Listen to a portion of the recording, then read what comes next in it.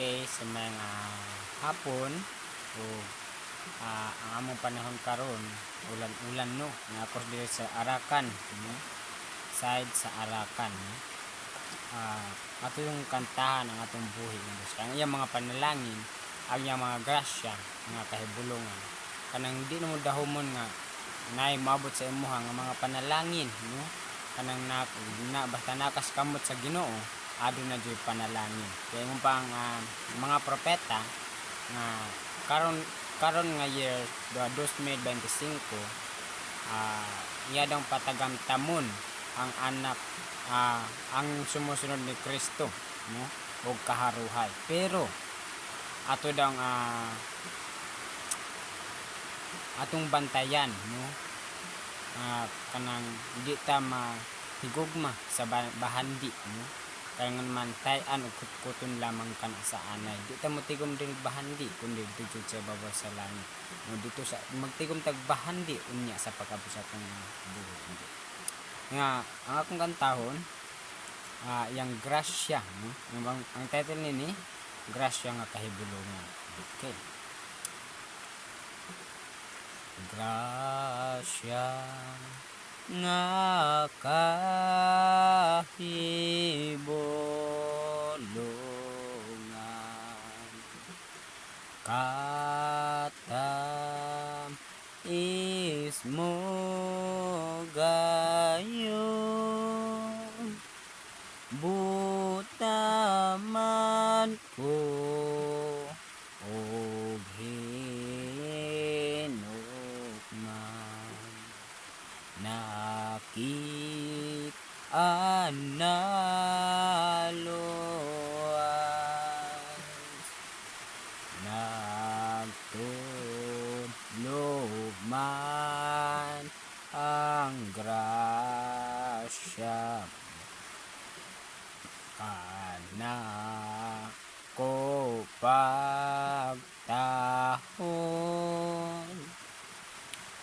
bililhon man grasya mo nga akong nadawan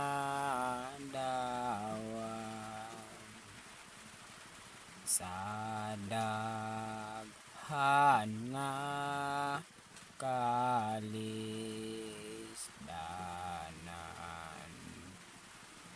ngagi agian ko giagak ko nga sa grasya mo ug gitultulan pa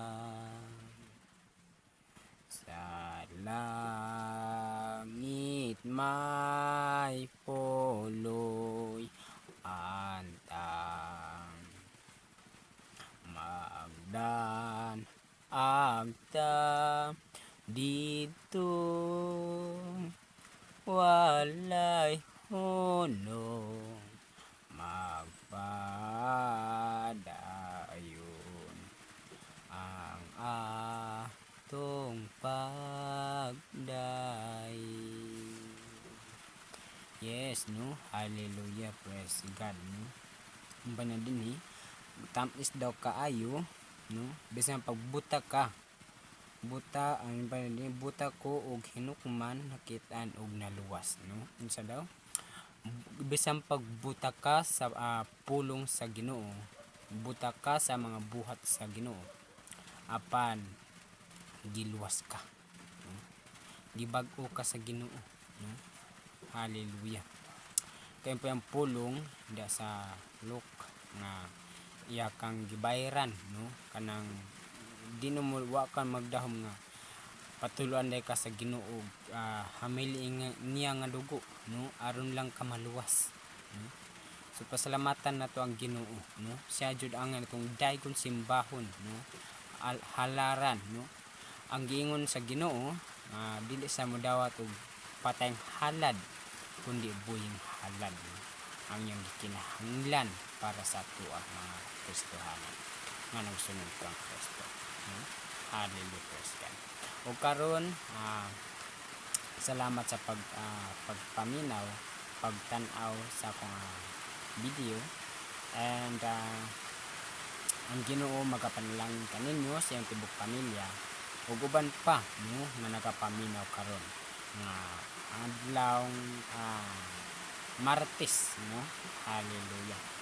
Ang Ginoo jud kanang di na mo mapil kanang unsa jud kanang tuyo sa Ginoo sa imong kinabuhi, no?